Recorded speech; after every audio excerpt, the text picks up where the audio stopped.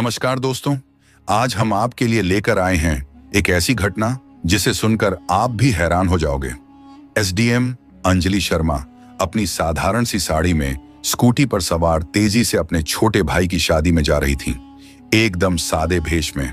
ना कोई सरकारी गाड़ी, ना कोई सिक्योरिटी गार्ड, बस एक साधारण लड़की की तरह स्कूटी चलाते हुए जैसे ही वह हाईवे पर पहुंची, सामने पुलिस की बैरिकेडिंग नजर आई।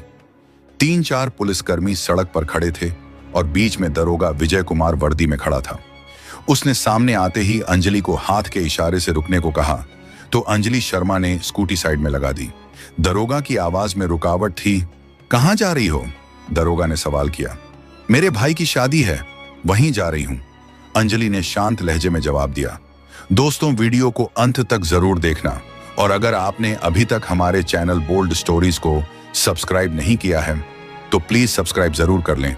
दरोगा विजय कुमार ने ऊपर से नीचे तक अंजलि को घूरा और फिर मुस्कुराते हुए बोला, अच्छा तो भाई की शादी में जा रही हो, लेकिन हेलमेट नहीं पहना और यह स्कूटी भी बहुत तेज चला रही थी। चलो चालान भरना पड़ेगा। दरोगा विजय कुमार ने चालान बुक निकालते हुए कहा। अंजलि को अंदाजा हो गया कि यह एक बहाना था। वह बोली, सर मैंने कोई नियम नहीं तोड़ा है। अरे मैडम, कानून हमें मत सिखाओ। उसने साइड में खड़े एक सिपाही को देखा और फिर अंजलि की ओर झुकते हुए फुसफुसाया, ऐसे नहीं मानेगी, इसको तरीका सिखाना पड़ेगा। अचानक दरोगा ने जोरदार थप्पड़ अंजलि के गाल पर जड़ दिया। बहुत सवाल पूछती है, जब पुलिस कुछ कहे तो चुपचाप मान लेना चाहिए। अंजलि का सिर एक पल के लिए झटका खा गया, लेकिन उसने खुद को संभाल लिया। उसकी आंखों में आग थी। दरोगा ठहाका मारकर हंसा और अपने साथियों से बोला, अभी भी अकड़ बाकी है, लगता है अच्छे से सिखाना पड़ेगा।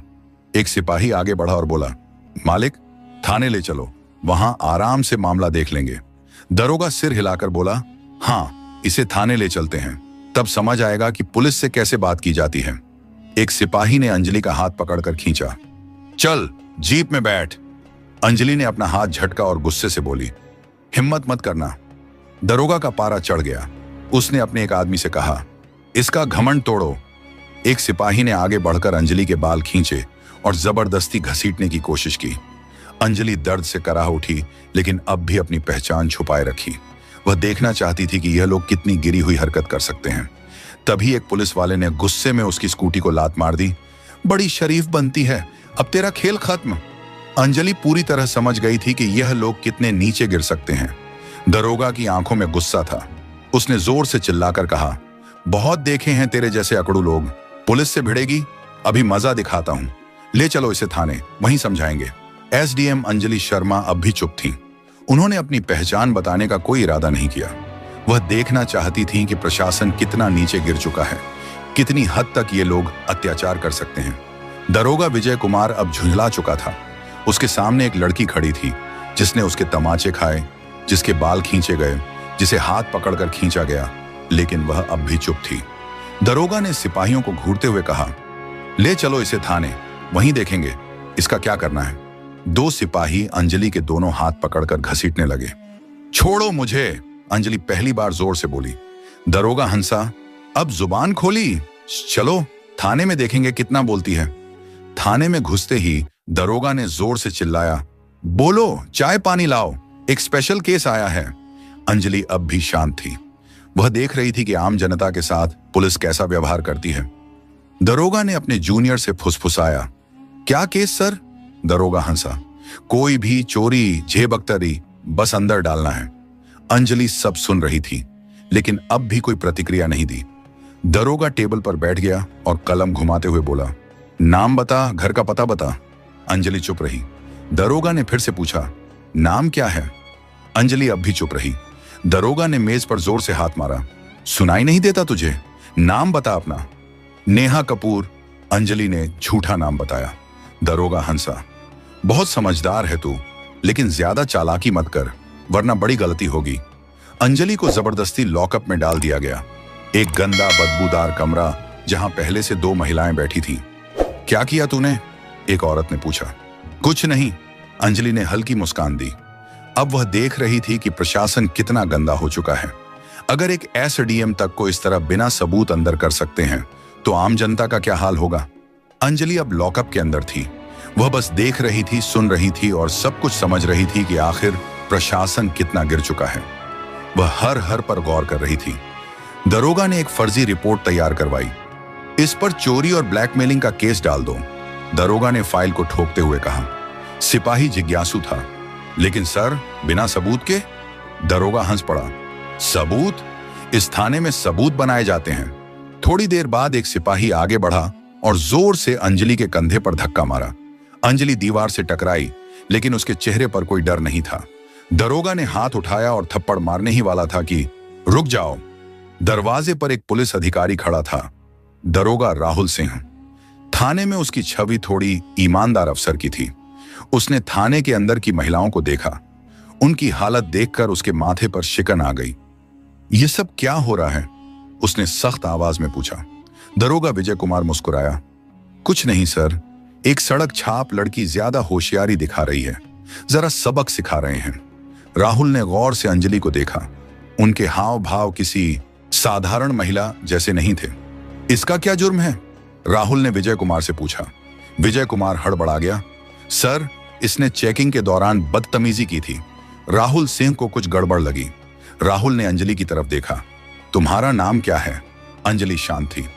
दरोगा विजय कुमार ने हंसते हुए कहा, सर, ये तो अपना नाम तक नहीं बता रही। राहुल अब पूरी तरह सतर्क हो गया था। ठीक है, इसे दूसरी कोठरी में डालो, उसने सिपाही को आदेश दिया। विजय कुमार हैरान रह गया।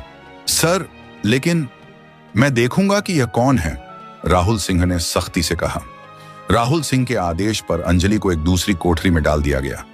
यह कोठरी पहले से भी ज्यादा अंधेरी और गंदी थी। अंजलि ने चारों तरफ नजर दौड़ाई।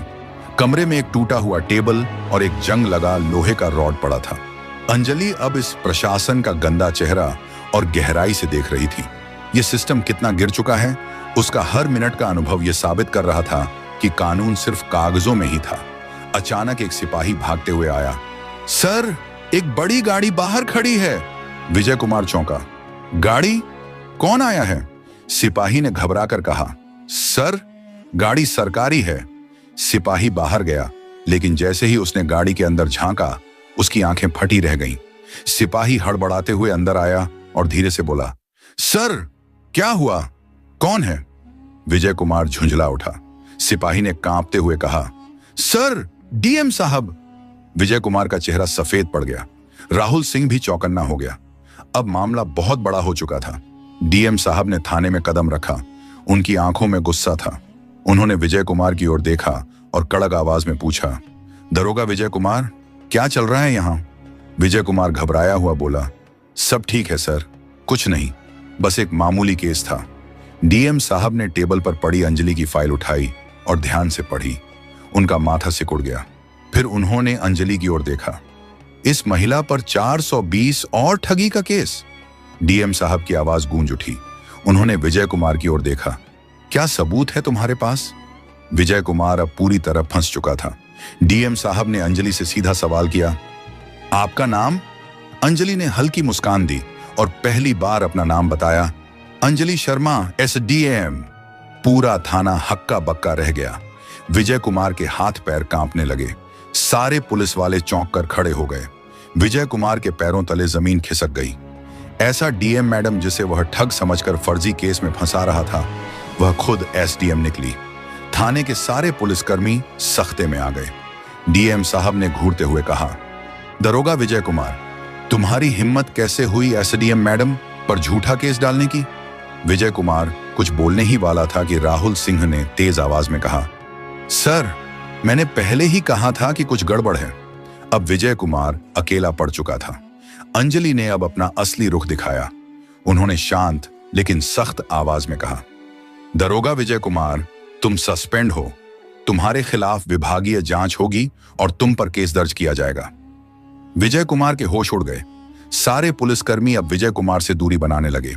राहुल सिंह ने तुरंत हवलदार को आदेश दिया, विजय कुमार को हिरासत में लो। जैसे ही हवलदार विजय कुमार को पकड़ने आगे बढ़ा, अचानक विजय कुमार ने जेब से कागज निकाला। उसने मुस्कुराते हुए कहा, लेकिन यह देखिए। उसने वह कागज हवा में लहराया। डीएम साहब और एसडीएम अंजलि ने उसे ध्यान से देखा।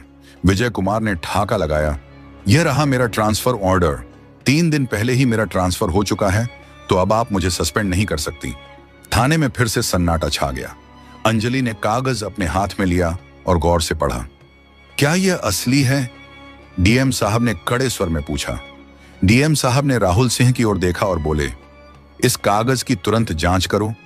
अगर यह असली निकला तो भी विजय कुमार का निलंबन रोका नहीं जा सकता। विजय कुमार की हंसी अचानक गायब हो गई, क्योंकि अगर कोई भी सरकारी कर्मचारी ट्रांसफर के बाद भी गलत गतिविधियों में शामिल होता है तो उस पर कार्रवाई की जा सकती है। अब विजय कुमार की हालत बिगड़ने लगी। राहुल सिंह तुरंत ऑनलाइन सिस्टम में विजय कुमार का रिकॉर्ड चेक करने लगे। राहुल ने सिर उठाया और कहा, सर, यह कागज असली है, लेकिन विजय कुमार ने अभी कार्यभार नहीं सौंपा था। मतलब यह कि विजय कुमार अब भी इस थाने का प्रभारी था और उसी दौरान उसने यह सब किया था। अब कोई भी विजय कुमार को बचा नहीं सकता था। एसडीएम अंजलि ने सीधी नजर विजय कुमार पर डाली और कहा, अब तुम्हारी असली जगह तुम्हारी अपनी जेल में होगी। गिरफ्तार करो इसे। डीएम साहब ने आदेश दिया। जैसे ही विजय कुमार को गिरफ्तार करने का आदेश हुआ, पूरा थाना हिल गया। विजय कुमार को पहली बार एहसास हुआ कि अब वह बच नहीं सकता, लेकिन अचानक उसने कहा, ठहरिए एसडीएम मैडम, मैं अकेला नहीं हूं। विजय कुमार ने हंसते हुए कहा, मैडम, क्या आपको लगता है कि इस थाने में सिर्फ मैं भ्रष्ट हूं? उसने थाने के बाकी पुलिस वालों की तरफ इशारा किया और कहा, यह सब मेरे साथ हैं। पूरी कड़ियां ऊपर तक जुड़ी हैं। थाने के कुछ पुलिस वाले घबराने लगे। राहुल सिंह भी चौकन्ने हो गए। एसडीएम अंजलि ने डीएम साहब की तरफ देखा और कहा, इस पूरे थाने की जांच की जाएगी। अब कोई भी सुरक्षित नहीं है। डीएम साहब ने तुरंत आदेश दिया, एंटी करप्शन पुलिस टीम को बुलाया जाए। अब पूरे थाने में हड़कंप मच गया। जैसे ही टीम ने जांच शुरू की, कुछ पुलिस वालों के चेहरे पीले पड़ने लगे। एक हवलदार आगे आया और एसडीएम मैडम के सामने हाथ जोड़कर बोला, मैडम, मुझे माफ कर दीजिए, मैं सिर्फ आदेशों का पालन कर रहा था। तभी अचानक एक पुलिस वाले ने फाइल निकाली और कहा, मैडम, हमारे बड़े साहब भी इसमें शामिल हैं। कौन बड़े साहब? डीएम साहब ने गुस्से में पूछा। पुलिस वाले ने डरते डरते जवाब दिया, एसपी साहब। अब पूरा मामला ऊपर तक जुड़ चुका था। थाने में सन्नाटा छा गया। डीएम साहब ने गहरी सांस ली और फिर सख्त आवाज में बोले, इस थाने का पूरा स्टाफ तत्काल प्रभाव से निलंबित किया जाता है। जैसे ही यह आदेश मिला, थाने के पुलिस वालों के होश उड़ गए। कुछ पुलिस वाले अपने फोन निकालकर किसी को कॉल करने लगे। कुछ लोग चुपचाप सिर झुकाकर खड़े हो गए, तो कुछ दरोगा भी बचने का रास्ता ढूंढ रहे थे, लेकिन कोई नहीं बच सकता था। एसडीएम अंजलि ने डीएम साहब की तरफ देखा और बोली, अब हमें एसएसपी साहब से भी जवाब लेना होगा। डीएम ने तुरंत आदेश दिया, एसएसपी को भी बुलाया जाए।